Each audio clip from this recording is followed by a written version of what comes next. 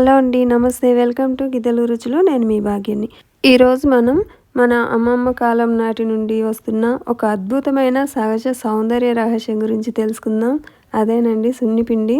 సబ్బులు, షాంపూలు రాకముందు కాలంలో మన పెద్దలు ఏం వాడారు, అదే విధంగా మనం ఈ సున్నిపిండిని రెడీ చేసుకుందామండి. సున్నిపిండి అనేది సహజమైన పౌడరు. ఇది పప్పులు, ధాన్యాలు, ఔషధ గుణాలు ఉన్న ఆకులు, వేర్లు కలిపి తయారు చేస్తారు. ఈ సున్నిపిండిని ప్రిపేర్ చేయడం కోసం తంగేడు ఆకులు, పువ్వులతో సహా నీడలో ఆరబెట్టుకోవాలండి. ఎండలో కాకుండా నీడలో ఆరబెడితే వాటిలో ఉన్న ఔషధ గుణాలు కోల్పోకుండా ఉంటాయి.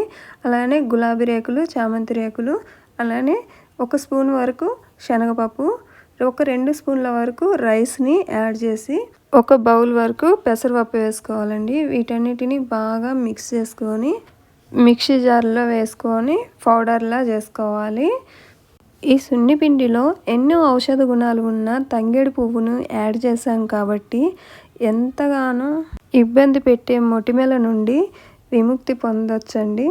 ఈ సున్నిపిండిని వాడడం వల్ల చర్మం మృదువుగా మారుతుంది, డెడ్ స్కిన్ తొలగిపోతుంది, ఇంకా సహజ గ్లో వస్తుంది.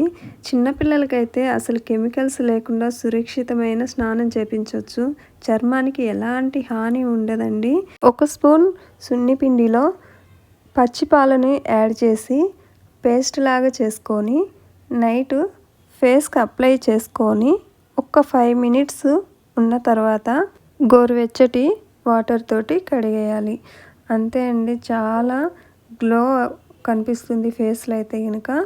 కావాలంటే ఈ సున్నిపిండిని మీరు ట్రై చేసి చూడండి. ఈ వీడియో మీకు నచ్చినట్లయితే ఒక లైక్ చేసి ఫ్రెండ్స్కి అయితే షేర్ చేయడం మర్చిపోవద్దండి. అలాగే మన ఛానల్ని ఎవరైనా సబ్స్క్రైబ్ చేసుకోకపోతే ప్లీజ్ సబ్స్క్రైబ్ చేసుకొని బెల్ ఐకాన్ మీద టిక్ చేయండి.